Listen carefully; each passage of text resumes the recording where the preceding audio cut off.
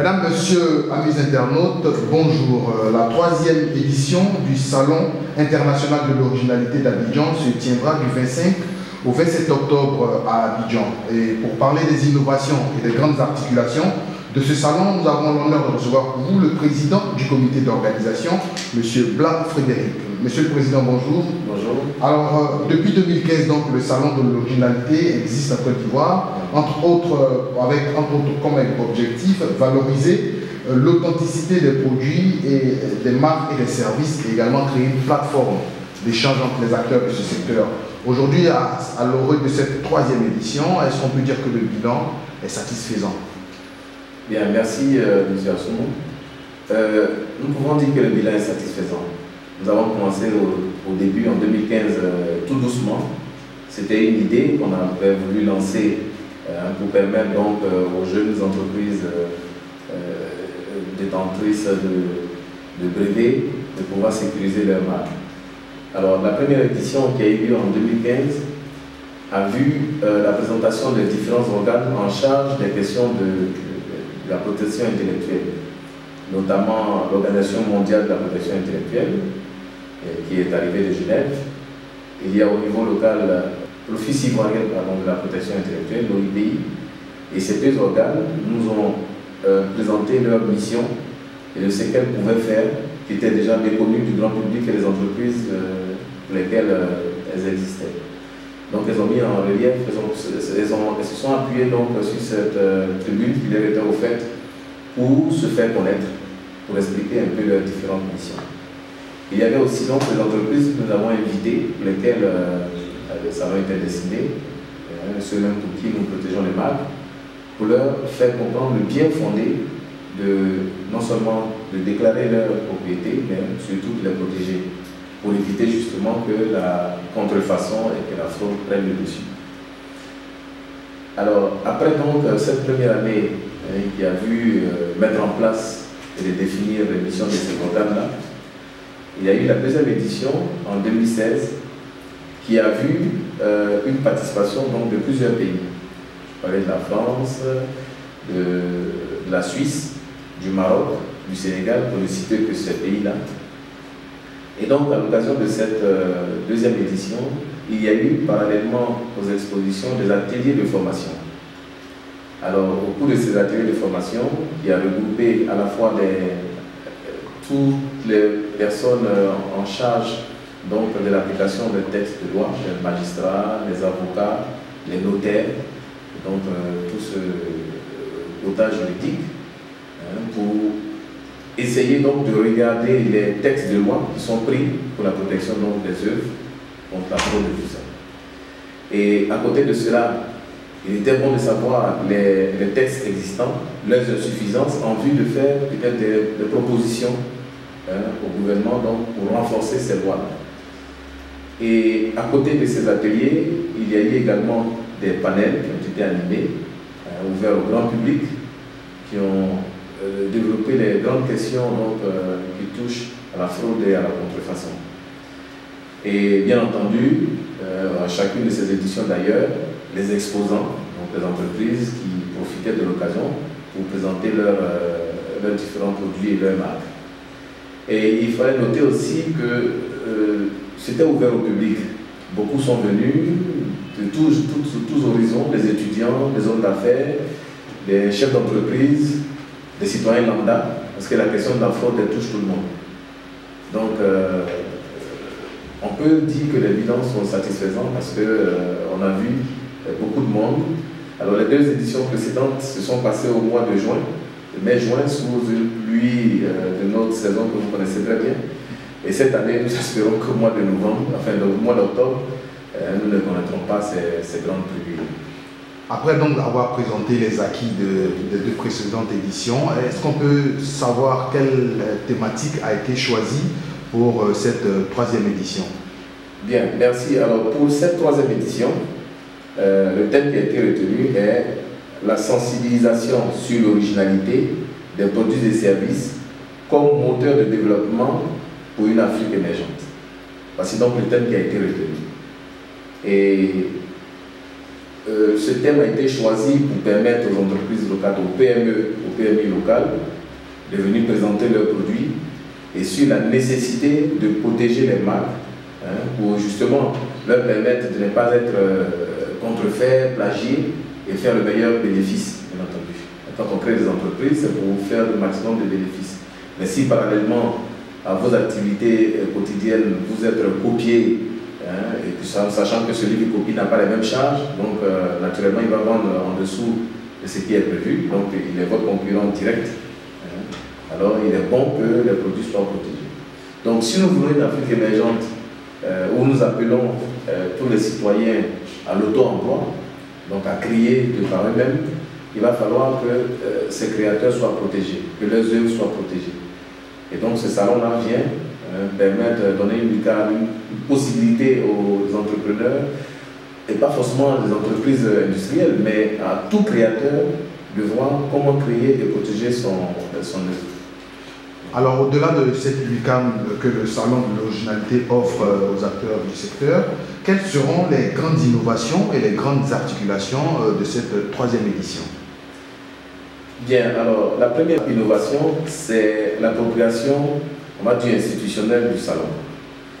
Alors, contrairement aux années précédentes, cette année, on a une originalité au niveau même de l'organigramme de l'organisation du salon.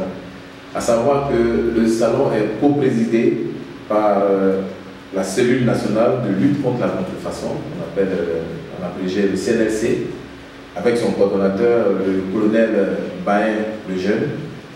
Et donc c'est ensemble que ce salon est organisé. Alors donc c'est dire que on a commencé tout doucement, mais ça commence à intéresser l'État de Côte d'Ivoire, au point que les institutions sous tutelle commencent à s'associer donc pour traiter les questions de l'Afrique. Donc, au-delà de cette originalité, nous avons reconduit ce qui marche bien. Donc, les stands sont reconduits, les permettant aux entreprises de bien venir exposer. C'est une tribune encore qui permet donc aux visiteurs donc, de profiter et de visiter les stands pour voir ce qui se fait chez eux, chez nous en Côte d'Ivoire. Et à côté de cela, il y a également des panels. Les panels, nous avons un total de 7 panels qui vont être animés avec des thèmes différents, intéressants les uns les autres. Alors si vous permettez, je vais peut-être vous donner les panels. Alors le premier jour, le mercredi 25, alors la demi-journée, la matinée, nous avons un premier panel qui portera donc sur la loi sur l'électricité en Côte d'Ivoire. La loi sur l'électricité en Côte d'Ivoire, ce panel va être animé par la CIE. L'après-midi de ce jour, on va avoir la cérémonie officielle d'ouverture. Contrairement aux habitudes, parce que c'est mercredi, il y a le Conseil des ministres. Alors je profite pour préciser que ce salon est parrainé et avec la présence effective du ministre Souleymane Diarra-Souba, ministre du Commerce, de l'artisanat et de la promotion des PME. Donc c'est celui-là même qui a tenu à être présent à la cérémonie d'ouverture. C'est pourquoi nous avons placé cette cérémonie d'ouverture en après-midi de ce mercredi 25. Donc au cours de cette cérémonie d'ouverture, il y aura une conférence qui va être dite conjointement par le coordonnateur de la CNLC, la cellule nationale de la lutte contre la contrefaçon, M. Bain le Jeune, et monsieur le directeur général du commerce intérieur. Donc ce sont ces deux-là qui vont se prononcer sur la conférence dont le thème est « Quelle stratégie de lutte contre la contrefaçon et la fraude en Côte d'Ivoire ?» Donc ils vont nous, tour à tour, nous donner leur position et puis bon, des échanges vont se faire. Le lendemain, jeudi, le deuxième jour sera consacré essentiellement au panel et bien sûr à l'ouverture, enfin, au stand qui reste ouvert. Donc le premier panel de la matinée sera animé par la SODECI. C'est un thème donc la qualité de la distribution de l'eau en Côte d'Ivoire. Après ce premier panel, nous avons un deuxième panel dans la matinée. C'est comment créer et protéger efficacement son œuvre. Alors, ce panel-ci sera animé par l'ASPI, l'Association des spécialistes de la protection intellectuelle en Côte d'Ivoire, et l'OIPI, qui est l'Office ivoirien de la protection intellectuelle. Donc, ce sont ces deux structures-là qui vont donc animer ce panel. Et après, donc, en après-midi, nous aurons encore deux panels. Donc, le premier panel de l'après-midi, c'est le top 5 des infractions de la cybercriminalité en Côte d'Ivoire. Alors, ce panel va être animé par la direction de l'informatique et du traitement des traces technologiques, de la DITT. Donc, après celui-ci, nous avons également un thème qui est d'actualité, la modernisation de l'état civil en Côte d'Ivoire. C'est un gros problème et l'ONI, l'Office national d'identification, va se prononcer sur ce thème-là. Et enfin, le troisième jour, on aura deux panels dans la matinée. Le premier panel animé par la RTCI, l'autorité de régularisation des technologies et télécommunications en Côte d'Ivoire. Et il aura pour thème donc la protection des données à caractère personnel. Aujourd'hui, on nous demande de venir nous identifier dans les compagnies de téléphonie. Qu'est-ce qu'on fait de ces données qui nous sont véritablement personnelles? Est-ce que ces données vont être suffisamment protégées pour ne pas se retrouver disponibles auprès des malveillants? Donc, ce sont ces questions-là que la RTCI viendra partager avec nous. Et enfin, le dernier panel concerne donc l'originalité sur les produits made in Côte d'Ivoire.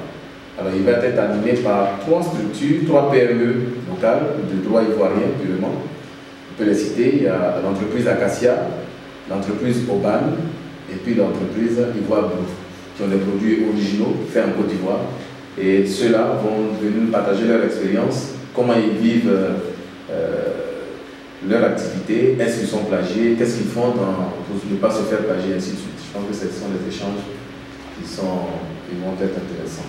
Alors, amis internautes, je rappelle que nous sommes en compagnie de M. Blas Frédéric, président du comité d'organisation du Salon international de l'originalité d'Abidjan qui se tiendra du 25 au 27 octobre prochain. Alors, Monsieur le président du comité d'organisation, vous venez de décliner les grandes articulations donc, de ce salon.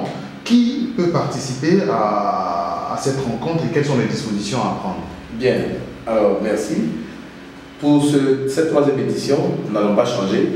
Tout le monde est invité, toute la population est invitée. La population d'Abidjan ou ceux-mêmes qui peuvent faire le déplacement sont invités. L'entrée est totalement gratuite. Le salon a lieu à l'espace Event, situé aux deux plateaux, sur le boulevard Latry, de 9h à 17h. Donc, tout le monde peut venir, les étudiants, les citoyens qui ont besoin de s'informer. Et puis, je pense que la question de fraude est une question transversale qui touche tout le monde. Nous achetons des produits sur le marché. On peut acheter un produit qui peut être un danger pour soi-même, pour la famille. Donc il est bien quand même qu'on vienne pour échanger, pour comprendre que la fraude ne profite à personne du tout. Ni encore moins aux détenteurs exclusifs de la marque et la population qui est la consommatrice finale du produit.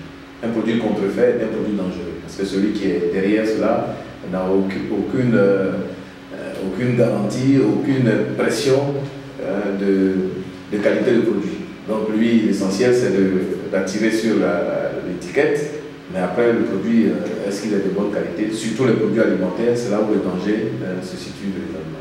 La troisième édition du Salon international de l'originalité, c'est du 25 au 27 à Abidjan. Oui. Au sorti donc de cette troisième édition, quelles sont vos attentes? Et également, est-ce que vous avez un appel à lancer pour terminer cette interview? Bien. Alors, l'appel qu'on voudrait lancer, c'est un appel d'abord à la population. Il faut qu'elle vienne. Ce salon lui est dédié. C'est pour lui que nous faisons, que nous faisons ce salon. Il faut que la population vienne pour aider. La fraude, si la population ne s'y met pas, elle aura de beaux jours de Noël. Donc il faut que la population vienne pour que elle et les autorités compétentes puissent lutter efficacement contre cette fraude. La deuxième chose que je voudrais dire, c'est nos attentes, c'est que c'est un travail que GAD a lancé, mais nous pensons que ça devait être un travail régalien.